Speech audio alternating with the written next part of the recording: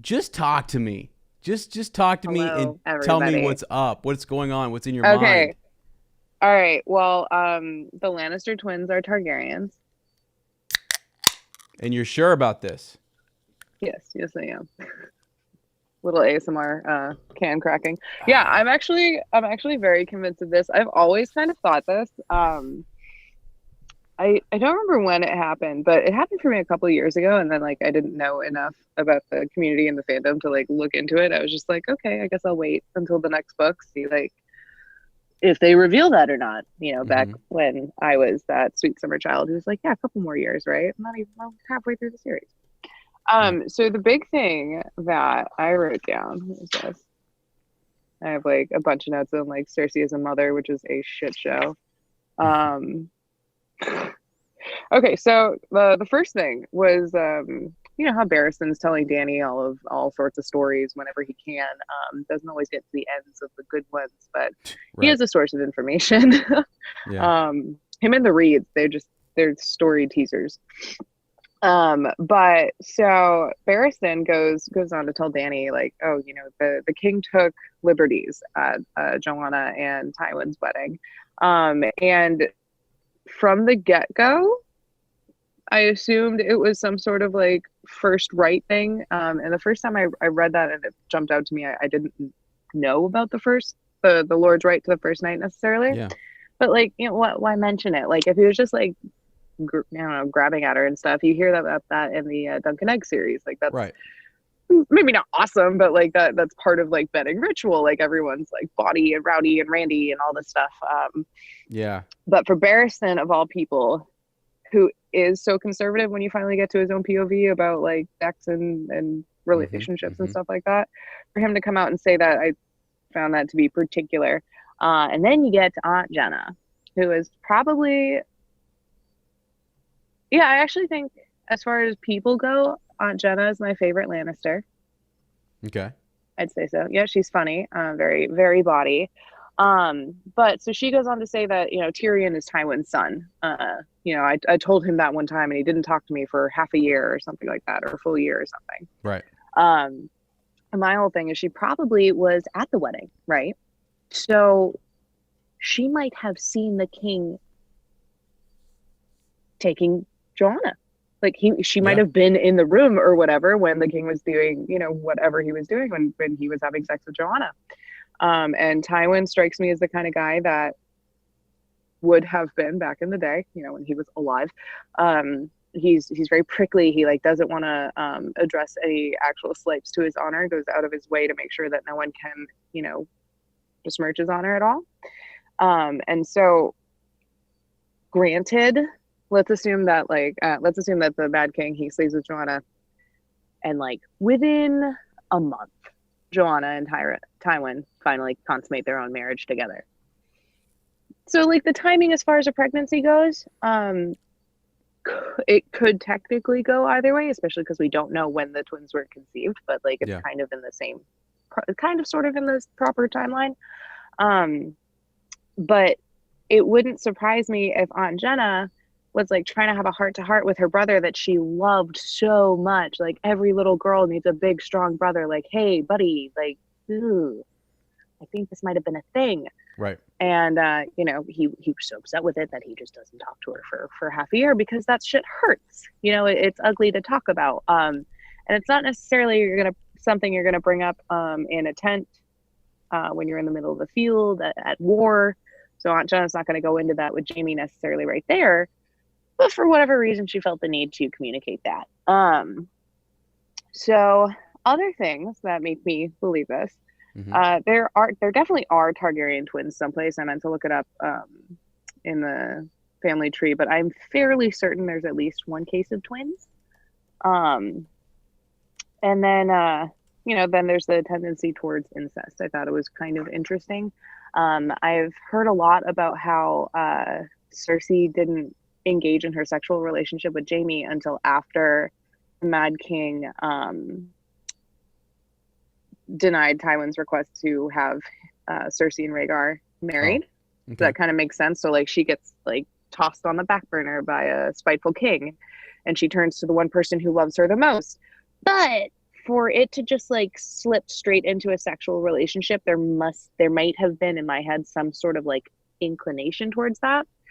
You take Jaehaerys and Alysanne Targaryen, couple decades before the actual storyline, they were actively interested in partaking in a relationship with each other, and you see that throughout all sorts of Targaryen relationships. And excuse me, that might have been just like normal, and so they kind of just like looked to all their siblings and they're like, hey, you're all right, we've got a lot in common. But there's a tendency towards ancestral relationships, obviously. Is it some sort of like wiring malfunction in their brains, or is it just something that they're used to? Yeah. And the thing I found on Reddit, which is now. like for me my canonical proof. So notes that I have, Cersei is heavily associated with green and emeralds. And that is the first thing that kind of connects her to Ares, who is so obsessed with wildfire. Mm-hmm. All the rest of the Lannisters, including Joffrey, Tommen, and Myrcella, they're always described with like gold and red and the Lannister colors, whereas Cersei in particular has a lot of affiliations with green in her wardrobe, and she's always wearing a big emerald, like not always, but she does it a lot. There was another point in this Reddit post that I found where in Cersei's first chapter, when she's in that dream, it's about how the words are laid out. So in the dream where she's naked sitting on the Iron Throne, the barbs and blades of the Iron Throne fit into her flesh from Cersei's first or second beast chapter or something like that. And then she goes on to say when she's actually in the throne room after her dream, behind her loomed the Iron Throne, its barbs and blades throwing twisted shadows across the floor. Now, when you reel back to, I think it's back, Jaime describing Ares on the Iron Throne, he goes on to say, the fool was always cutting himself on the blades and barbs of the Iron Throne. So just the fact that those two words are used right, kind of similarly. No swords were allowed near Aerys Targaryen towards the end of his reign because he started to lose his shit. No swords are allowed anywhere near Tommen or at all during the second wedding of Marjorie to a Lannister child. Right. And then the big thing that I really like from this particular Reddit post, beyond the whole like Emerald versus Ruby affiliation, Aerys wanted to erect this great white city. It was one of his crazy ideas that he had. That along with trying to irrigate all of Dorne to like plant on it. Mm-hmm. Another one of his crack job ideas was to erect this great white city away from, the shitty atmosphere around King's Landing. And Cersei, in tandem to thinking about burning the Tower of the Hand, dreams about a new palace beyond the river. She had dreamt of it the night before last, a magnificent white castle surrounded by woods and gardens. That's pretty cool. That's cool. So, maybe it's like George's threefold approach, but there are like 9 folds. That's why it's so subtle. Yeah. And so in that, I declare the Lannister twins to be Targaryens. So that's pretty neat. I mean, so one of the things often people will say is like, when you like the other green color that you throw in there is wildfire, right? And that she's got this obsession with like wildfire, and I mean, she was storing it all up right before Tyrion even gets to King's Landing, and then he sees what Cersei's doing, goes to the pyromancers and says, "What's up?" It's like, what for? Yeah, what for? Why is she? So it's so almost like people have kind of stopped at the whole.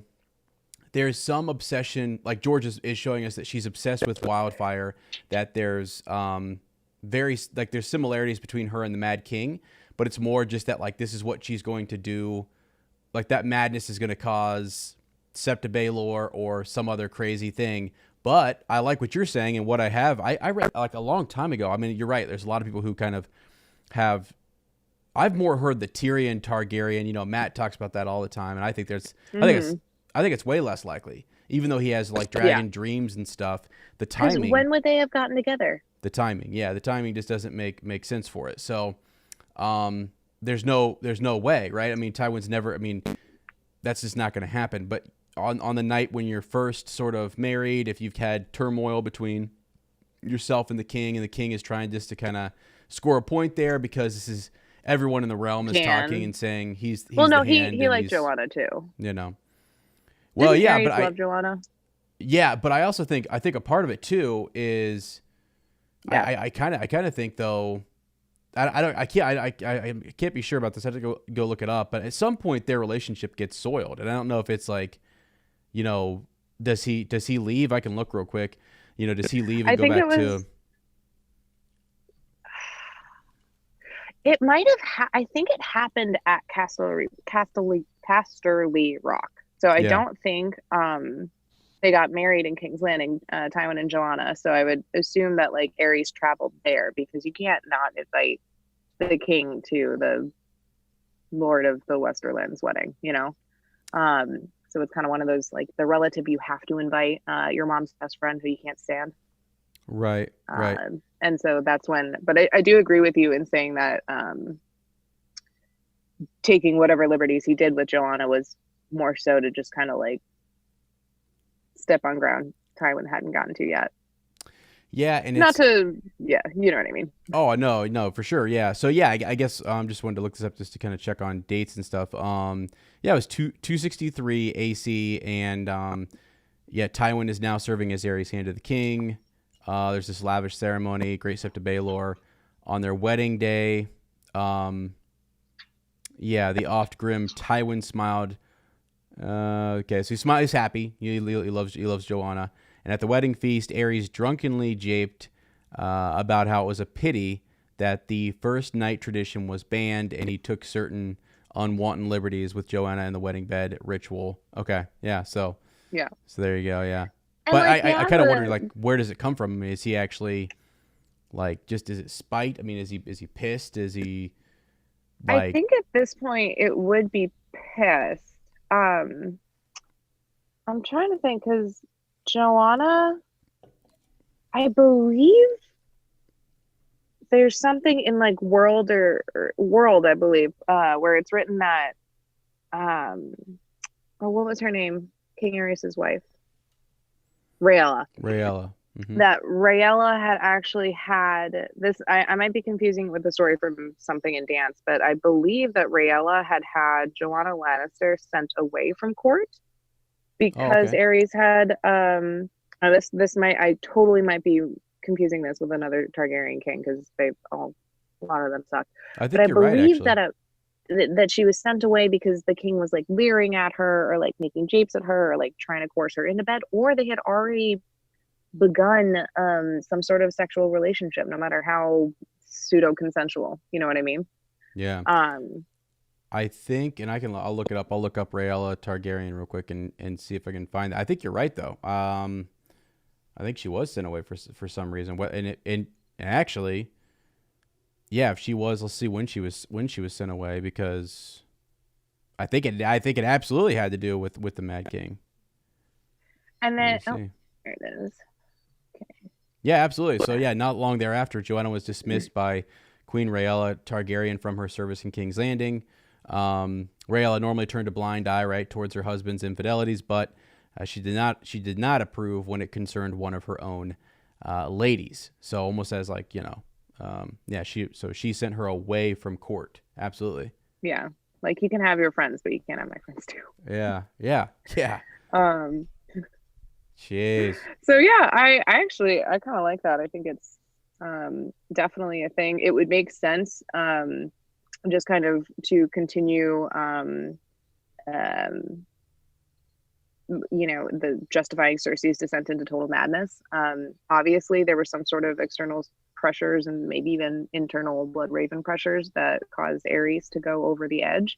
But Cersei's like right up there with it because she has been through some shit, all of which she has like asked upon herself. But that doesn't take away from how shitty the Walk of Atonement was. And for such a spiteful, vindictive bitch, like there is no way that's not going to just like light this brand new fucking fire under her. It's Meryn Trant that, sorry, spoilers guys for the Winds of Winter chapter. Arya ends up killing somebody on her list, and the retinue within which that person came to Braavos, she's listening as the person that she is, Mercy. She's eavesdropping on their conversation, and he says something about how like if I think it's not Lord Tyrell, whoever Cersei sent to Bravos to talk to the bank. She's like, oh, the guy's like, oh, if so-and-so doesn't like get this shit done, the queen will have his head. Okay. That's not very Marjorie-esque. I don't think in the time, like if they're talking about Marjorie, I don't think she would have had the time to establish a reputation who's just like lop heads. Right. Especially since there's a queen who has already developed that reputation. So clearly Cersei comes back into power after her Walk of Atonement, after Kevin's death. And so like she somehow regained power, and like the Cersei we all love and hate, she's just going to take that power and burn something to the ground with it. So that like Targaryen blood would justify all that. Yeah, for sure. Yeah, and so like, yeah, what was the name? I mean, Kevin Lannister, right, was the regent, and then killed. She comes back, and then yeah, so she's kind of back in that regent role. So that's crazy though to think that. I mean, I guess what is it? You know, do you think something like that would ever be revealed though? Like that we're gonna find out. I mean, it's more just sort of like.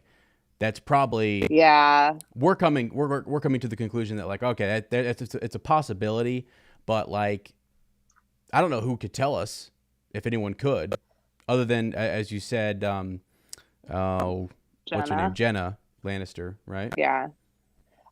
So another thing that I noted, like how would this affect, like if the parentage, how would it would affect the twins? Jaime is no longer in that case just a Kingslayer. He's the Kingslayer. Yeah. Makes him no better than his little brother with all that patricide. And I don't know, the Kingslayer's curse or the Kinslayer's curse. It said all over the fucking books everywhere. Oh yeah. So I wonder if like that might tie into the Valonqar prophecy. So like he's the little brother that ends up doing Cersei in. And like he does hold some sort of affection to her. So like it'd be kind of interesting if like the Kinslayer curse is what kind of came in and helped encourage him towards the line in life that's going to cause him to have to kill Cersei. Yeah.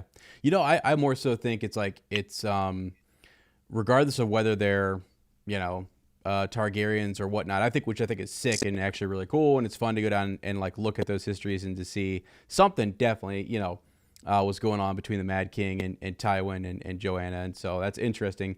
But it's like, I guess when I think of like speculation and like Winds of Winter, do you think like what is the crazy thing that Cersei is going to do? I mean, is it like Septa Baelor? I mean, did you know like do I you don't still think see?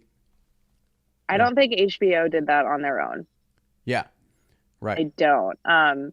I don't know if it will be as clean cut in like just trimming all of the roses except for Olenna, but I definitely think, like we said this at the beginning of the chat we're having, like why the fuck was she gathering so much wildfire? Mm-hmm. Yeah, some of those caches were hidden there, but from Ares when he was trying to just like light them, burn them all.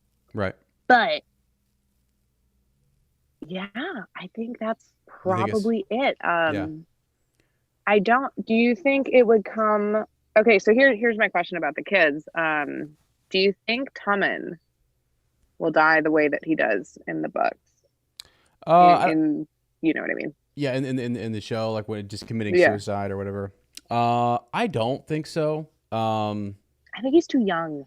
Yeah, I think he's way too young to go through that. Honestly. Oh. Yeah. What do you think? What if he sneaks out like the little boy that he is? Classic Sansa when she was like, oh, I've never felt like more like a rebel than when I was burning my dad's plans for my safety to the ground. What if Tommen like sneaks out and joins and like goes to the Sept to try and support Marjorie or like do what he can? And Cersei's so far away, she's on the other fucking hill. Right. She doesn't know that he's made. She can't see him go out there, and then it's kind of like a little bit like the boy in the striped pajamas. Mm-hmm. You know, you don't see your kid get out. Yeah. And then at the end of the day, they're dead. At the so you're saying he might end up at the Septa Baelor, and Cersei ends up almost like would be killing her own son. Really. Yeah. Wow. In the same way that her bad parenting killed Joffrey. Now, granted, Joffrey probably or might have been just like a straight up chemical sociopath, and there would have been no fixing him. But bad parenting with Joffrey, neglectful parenting with Tommen, and bad politicking kills Marcella. Yeah. So they're all technically her fault to some degree. Right. Yeah, and I could see, I thought there in the show for a little bit that they were doing a better job of like, because it does seem like if you're doing that, like you are starting to become a little bit unhinged and or not maybe not unhinged, maybe it's like cold or I don't really know. I think unhinged is the word. Can you imagine how many fake people that killed? Oh, for sure. Yeah, that's what I'm saying. And there's a parallel, what you're pointing out, which is like if they are Targaryens or if there is a connection to the Mad King, there's definitely a connection to wildfire. And you're right, you see emerald green like in her eyes, you see it in what she wears, and just like a flash of like, I mean, even when they describe her anger, it's like why use like a color like green to describe some of that? Yeah. Like, and you can call it jealousy and envy, but like I think there are definitely reflections of Cersei's jealousy towards like not being a man and all of that throughout the series, but I don't think that's what that means. Yeah. As a human being from the inside of her own head, you don't see her really talk about outward green envy. You know what I mean? Mm-hmm. Yeah. She like when stood up next to Taina Merriweather, who is a completely different type of alluring, and she's a different type of woman. She's equally as beautiful. I mean, she stands up right next to the queen, and instead of being like, oh, being some sort of spiteful bitch about how she has bigger tits than her or like nicer hair or her skin's firmer, Cersei's just like, oh yeah, no, you're cute. Come on. Mm-hmm. Yeah. So like, I don't think the green is necessarily only jealousy. Mm-hmm. Oh no, I don't think so either. I think it's I mean, a lot of times it's actually used to describe like a flash of anger or like her temperament in any way. So I mean, at one point it's in Clash of Kings, it's actually like there's a direct, I'd have to find the quote, but like there's this angry burst, and it was like by Tyrion described, it's correlated directly to wildfire and how it, yes, I know what you're talking about. I didn't think about it that way, but like just an explosion of green. Yeah, and so we have literally seen that in the storyline. Yeah.